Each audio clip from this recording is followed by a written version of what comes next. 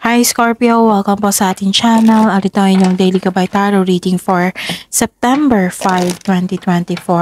Please be reminded kung naka-resonate kayo, comment down. Kung hindi kayo naka-resonate, ibigay niyo po sa ipa kasi general reading po ito. This is for you, Scorpio, ngayong September 5, 2024.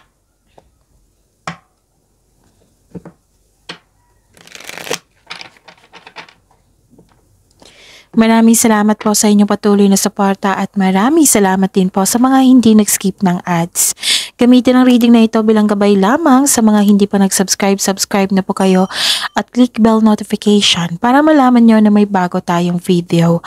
Para sa mga gustong magpa-reading po, may lumabas dyan sa screen nyo ngayon. Panoorin nyo po at sundin ang instruction.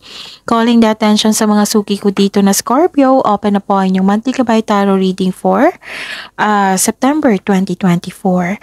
May 6 months from now reading tayo at love life reading po, so message me Scorpio for schedule.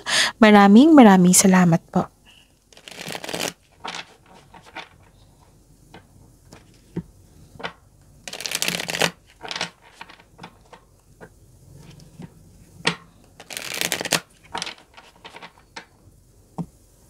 Para po ito sa inyo Scorpio ngayong September 5, 2024.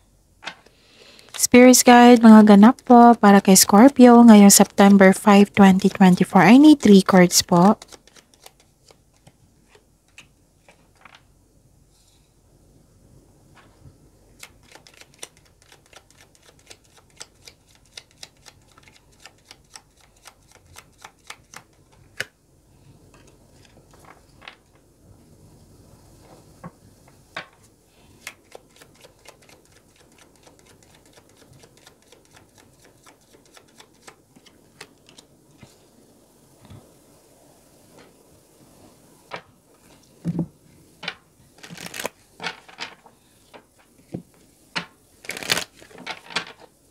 Spirits Guide, mga mensahe po para kay Scorpio ngayong September 5, 2024.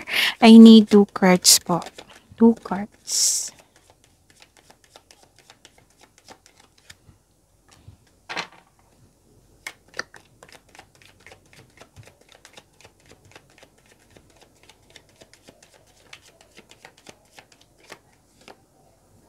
Okay.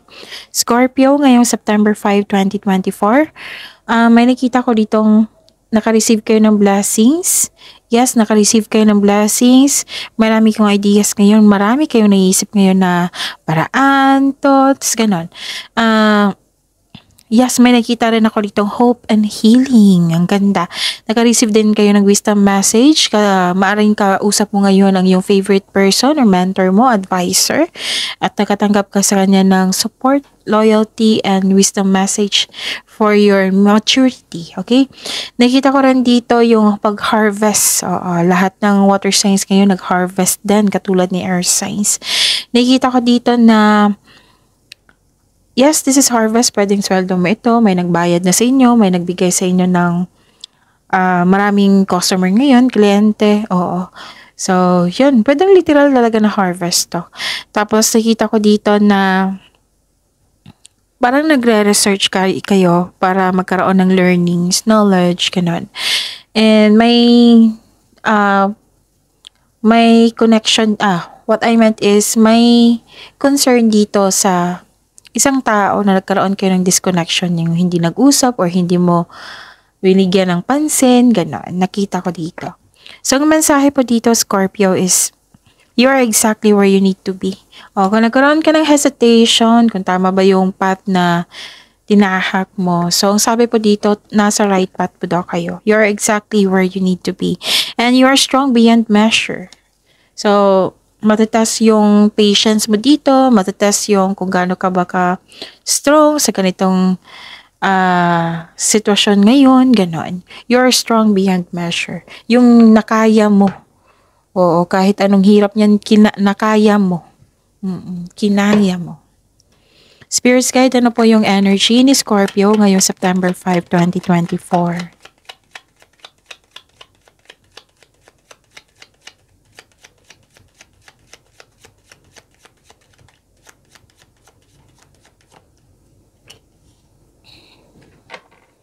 The clarification of this card po.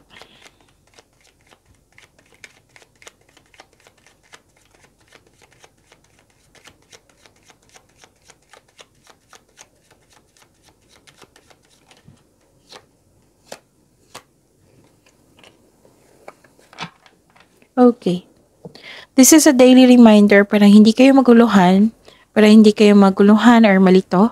Panoorin niyo po yung last 4 days kabay tarot reading niyo po. Kailangan kong i-announce to everyday kasi everyday may new subscriber tayo. So, kailangan din nilang malaman. Panoorin niyo po yung last 4 days kabay tarot reading niyo po. Like, for example, napanood niyo ito ngayong September 5, 2024. Panoorin niyo po yung September 4, 3, 2, and 1. Kung may nakita kayo or narinig kayong repeating message, kailangan niyo po iyan bigyan ng atensyon. Kung maaari po, bigyan niyo po ng solusyon at aksyon. Again, calling the attention sa mga suki ko dito na Scorpio, open na po ang inyong monthly kabay tarot reading for September 2024. May 6 months from now reading tayo at love life reading po. So message me Scorpio for schedule. Maraming salamat po. What is your energy? Okay. Inom muna akong tubig. Saglit lang po. Okay. May nakita ko ditong competition, rivalry. Pwedeng conflict po ito. Yes. Yung mas nangingibabaw yung energy dito ng isang competition. Yes, hindi ka natutuwa, Scorpio, sa competition na ito. Sino ba naman matutuwa sa ganyan? Pwede, kung healthy competition, magiging happy ka niyan, kasi, and exciting, 'di ba? Pero nakita ko dito, unhealthy competition siya eh. So, hindi ka natutuwa. May nakita rin akong balakid na pangyayari. Pwedeng bothered ka sa disconnection sa isang tao na hindi mo kinausap or hindi mo pinansin. Pwedeng ganun. Be careful kasi may nakita ko ditong mapanlinlang na tao. Tuso, sinungaling, mandaraya, hindi siya totoo sa kanyang sarili at higit sa lahat hindi siya totoo sa iyo. May intense na pangyayari. Yes, some of you nagkaroon ng away po dahil sa hindi pagsasang-ayon. Ganon. Pwedeng grupo ng tao ito. Oo, na hindi kayo nagsang-ayon, hindi agree yung isa, ganon. Ilan sa inyo magtatayo ng bahay or structure? May ganap na kompetisyon, like for example, ginaya yung ideas mo, ginaya yung strategy mo, like ginaya yung produkto mo, gano'n. Na kasi mas fast moving, patok ito sa masa. Example lang po yan. Basta may competition dito, which is unhealthy, hindi ka natutuwa. So, pwede din na-annoy ka sa delays. Oo. Or mga pangyayaring hindi mo makontrol. Kaya, ang sabi ng card dito, na kailangan yung gamitin ang inyong strength na magbigay ng pasensya. Focus on one thing at a time. Dahan-dahan lang po. Slow down and pay attention to its details. Ganon. Yan. Parang naiirita ka sa mga taong tanong ng tanong, gano'n. Kasi may nararamdaman kang hindi totoo eh. Kaya naiirita ka. And, naiintindihan ko naman. Oo. So, yun. Ano pa? Nakikita ko dito na nagkaroon po ng this is very good kasi diba nagkaroon ng conflict, argument, hindi pagsasang-ayon, may taong hindi totoo sa inyo. And now, you're decided to release it. Okay? This is letting go of grudges. Ganon. Actually, may gustong bumalik sa nakaraan. Pwedeng kayo or may bumalik talaga na literal na tao na mula sa nakaraan. And mag-ingat kayo ha kasi nakikita ko talaga dito 2 card na nagsabi na may tao talagang hindi tapat sa kanya sarili at sa inyo. Oo. Tapos, may pagpatawad naman na mangyayari. Okay? This is releasing of emotions eh. Kahit na nagkaroon kayo ng, let's say, trauma ito sa nakaraan, pwedeng pinatawad mo yung sarili mo. Pinatawad mo yung sarili mo, yung sitwasyon, yung tao, through your mind and heart, para magkaroon ng moving forward, para magkaroon ng peace of mind. Which is ito yung pinakatama. 'Di ba? Hindi mo pinilit yung sarili mo kasi meron pang trauma eh. So, pinatawad mo yung sarili, sitwasyon siya na hindi naman kailangan na kausapin niyo siya through your mind and heart. This is very good. Okay? Kaya nga may sinabi dito na hope and healing. 'Di ba? May sabi ako kanina dito. So, lumabas din siya dito. Spirit's Guide, Career and Money ni Scorpio ngayong September 5, 2024.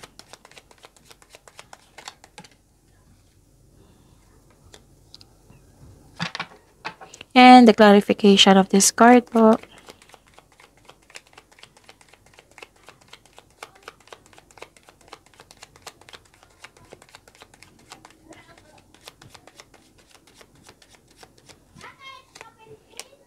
Pasensya na po sa ingay. May mga bata po naglaro sa labas. So, hayaan natin sila kasi maganda naman ang energy niyan, 'di ba? So, focus kayo sa akin para may makuha kayong mensahe at magsilbing gabay po ito sa araw na ito. Okay. Sa career and money nyo. Ang ganda. Ang ganda, Scorpio. Naging honest kayo sa inyong sarili, nanindigan kayo sa inyong desisyon. Di ba may tutol? Di ba may sabi ako sa inyo kanina dito na may tutol sa desisyon? Pero nanindigan kayo dito. Hindi, go ko ito. Ganon. Go ko ito sa desisyon ko na may plano na ako sa ganito. Ganon. And, panahon na para umaksyon kung alam mong nasa tama ka. Malakas ang inyong power ngayon. Yung very confident kayo with sumisimbolo ng katapangan at confidence. So, may paalalang card dito. Kung gagawa ka ng plano, make it sure na konkretong plano yan. Para diretso-diretso na yung, tuloy-tuloy na yung mga gawain dyan. Ang pagiging mas paninindigan at nakatuon sa layunin, nakafocus sa layunin o proyekto, magbibigay ito ng pagbabago sa inyong buhay. Tatlong card na po nagsabi dito na may nakita akong away dito. Oo, pwedeng sa taong toxic ito. Basta ihanda nyo po daw yung sarili mo na ipagtanggol mo yung sarili mo. Okay? At may dumating na good news. Yes. Good news po na darating sa inyo at bibigyan mo ito ng yung energy mo dito is very excited eh. Kasi it might be nakaline to sa inyong passion. Mabilis ang kilos mo dito. Binigyan mo talaga ng time. You are very focused. Tapos, binigyan mo ng agarang aksyon. So, full of confidence, handang-handa kayo. Okay? And this is overflowing of emotions. And this is anong tawag nito? Nagkaroon ng pleasure. This is new beginning. Yes. So, this card tells you na may parating na job opportunity or new sources of income na maaring maka-enhance sa kaperahan nyo po.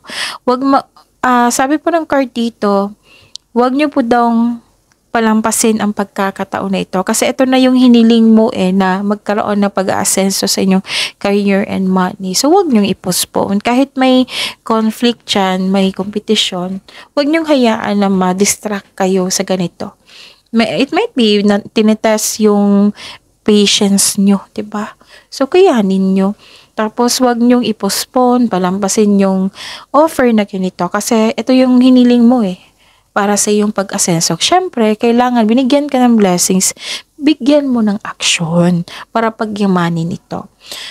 Pwede din, some of you enjoy kasi yung mga ginagawa ngayon kasi very excited ka, diba? Dalawang card na po nagsabi dito na masaya ka sa mga ginagawa mo ngayon.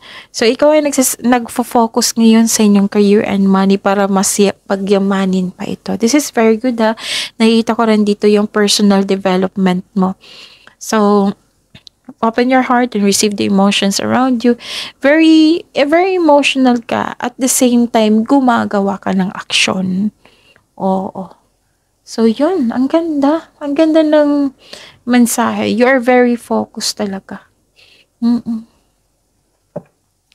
Spirit's Guide, Love Life, Self-Love, Partnership, and Romance. The Scorpio ngayong September 5, 2024.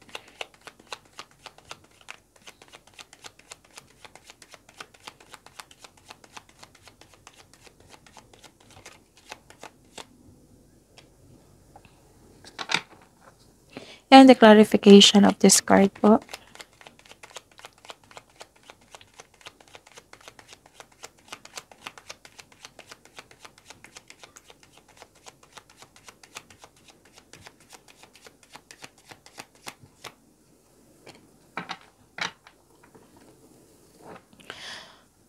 Maraming salamat po sa patuloy na tiwala at suporta sa ating channel at maraming salamat din po sa mga hindi nag-skip ng ads.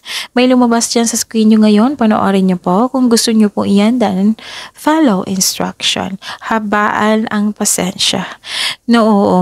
Na-highlight talaga dito, Scorpio, na habaan nyo po ang pasensya. Okay? Iwasan yung ma-disappoint ngayon, iwasan yung magalit ngayon kasi kakapasok lang ng September. Habaan ang pasensya. Pwedeng sa sitwasyon nyo to ngayon, pwedeng sa isang tao, sa isang bagay. Oo. Tapos, tatlong card na kasi nagsabi dito, Scorpio, na mag-ingat talaga kayo sa paggawa ng desisyon. Okay? So, this is a repeating message. So, give attention. Kung gagawa kayo ng decision ngayon, like for example, bibili kayo ng specific goal, okay? Pag-isipan ng mabuti kung karapat-dapat pa. Make it balance also, kasi kung gagasta ka, kailangan stable pa rin, balanse pa rin yung budget mo at walang movement sa inyo. What I meant is, hindi mo galawin yung ipon mo. Sa love life man ito, di ba? So, it might be, may nangligaw sa inyo. Oo, pumipili ka sa kanila. So, take time. Para walang sisi. Take time to have a plan, to balance it, kung sino talaga yung nagbibigay ng happiness sa iyo, ganun. Yun, example po yan, ha. Pwede din delay sa pag-uusap sa pagdating ng tao. Kasi, nakita ko dito lang sabi ng card sa inyo na the universe is trying to show you something. Baka may dapat ka ma-realize, baka may na-miss opportunity ka. So, wag sanang mainip or ma-disappoint. So, bigyan ng, this is your strength Itong pagkakaroon ng mahabang pasensya, strength nyo yan, Scorpio. So, use your time wisely. Do not focus sa outcome para hindi kayo mainit. Just move forward. Panatilihing maging masipag sa araw-araw. Mag-uusap kayo. Yes, mag-uusap kayo. Pero it takes time muna kasi may dapat i-realize ka.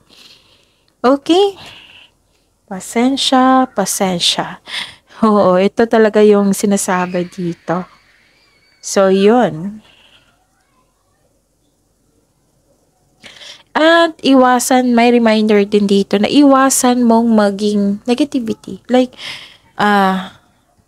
naiinis ka sa isang tao, like, naiinis ka sa delay, na-disappoint ka, ganun. Yung may lalabas sa bibig mo, iwasan nyo talaga yan, Scorpio. Kasi, ilang beses na lumabas dito. And I feel you. I feel you, yung naintindihan din kita kung bakit.